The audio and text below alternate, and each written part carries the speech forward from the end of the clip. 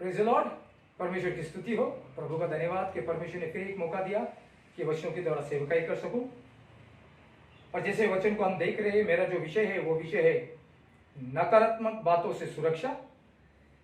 और जिस विषय में हम लोग देखने वाले हैं, हम पढ़ेंगे भजन संहिता 120, उसका पहला वचन मैं हिंदी में पढ़ूंगा इसके लिए।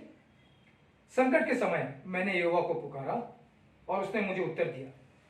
हे यहोवा, झूठ बोलने वाले होठों से और छली जीभ से मेरे प्राण को छुड़ा ले। हे छली जीभ, तुझे क्या दिया जाए, तेरे साथ और अधिक क्या किया जाए। योद्धा के नुकीले तीर और छाऊ के अंगारे, हाय मुझ पर कि मैं शेक में परदेसी होकर रहता और केदार के तंबुओं में बसता हूं। बहुत समय से मुझे मेल के बेरियों के साथ बसना पड़ा है। मैं तो मेल चाहता हूं, पर जब भी बोलता हूं वे युद्ध के लिए तत्पर हो जाते हैं।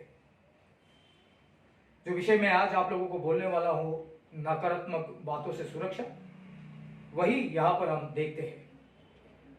भजनकार परमेश्वर से प्रार्थना करता है कि हे परमेश्वर, हे यहोवा, झूठ बोलने वाले होठों से और छली जीभ से मेरे प्राण को छुड़ा ले।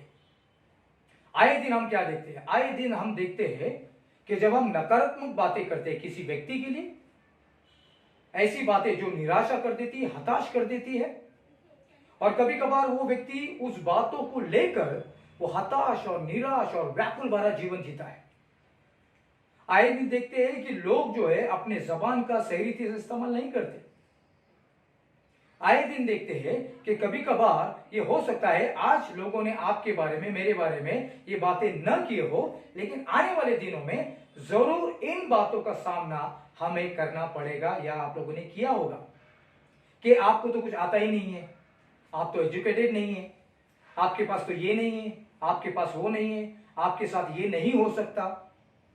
मैंने एक जब मैं प्रार्थना समय में था एक समय, तो एक बहन के लिए लोगों ने बोला था कि इसे कभी संतान ही नहीं होगा, लेकिन परमेश्वर को धन्यवाद हो कि परमेश्वर ने उसकी सुधि दी और परमेश्वर ने उसको संतान दिया। लेकिन जो शब्द उसके लिए बोले गए थे वो हमेशा उन बातों को लेकर हताश, निराश होकर जी रहे थे। और उसी बातों को भजनकार भली भांति जानता है कि ये शब्द जो है ये मुझे हताश और निराश कर देंगे, मेरी हड्डियों को और मेरे प्राण को गला देंगे, और इसीलिए वो सुरक्षा प्राप्त करने के लिए परमेश्वर के पास जाता है और कहता है कि प्रभु, ऐसे छली जीभ से मेरे प्राण की रक्षा कर। आए दिन इस दुनिया में ऐसी बातों को हम सुनते हैं जो निराशा से भरे हुए। लोग आपसे कहेंगे कि आप में वो केपेबल नहीं है, आप केपेबल नहीं है, आप में वो योग्यता ही नहीं है, आप में वो बात ही नहीं है।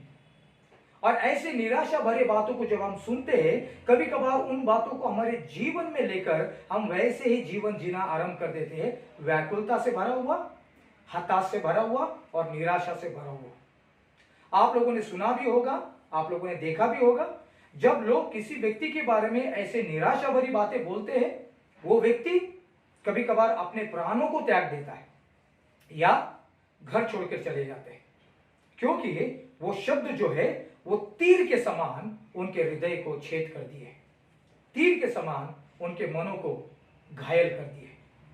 और भजनकार इस बात को भली भांति जानता है।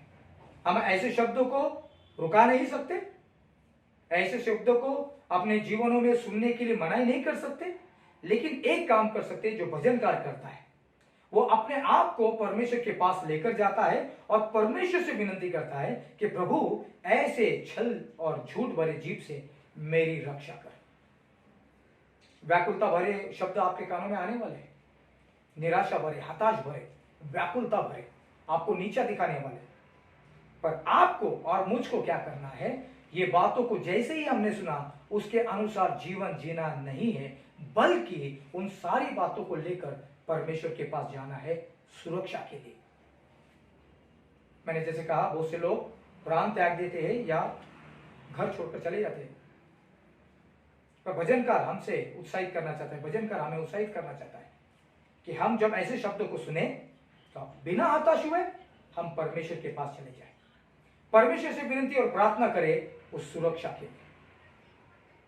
तो आप लोगों ने कौन सा शब्द सुना है? यदि आप व्याकुलता से वो जीवन उसमें जी रहे हैं तो इस समय मैं आपको उत्साहित करना चाहता हूं, अपने आप को परमेश्वर के पास लेकर चले जाइए और परमेश्वर से कहिए, हे प्रभु, ऐसे झूठे और छली जीवों से मेरे परिवार की रक्षा कीजिए। परमेश्वर का आशीष आप लोगों के साथ बना रहे। और मैं जैसे ये वचन इस समय बोल रहा था, ये मैं अपने आप से भी बातें कर रहा था कि निराशा भरी बातें आएगी जरूर, हताश भरी बातें आएगी जरूर, पर उन सारी बातों की सुरक्षा के लिए हमें परमेश्वर के वचन को रोजाना रोज पढ़ना चाहिए, ताकि हमारा हृदय वचन से भरा रहे, हमारे कान हमेशा वचन को सुनते रहे। क्योंकि सुनना और मसीह के वचन से विश्वास को बढ़ाता है, और विश्वास परमेश्वर पे करने वाले लोग कभी भी उनका मुंह काला नहीं होगा।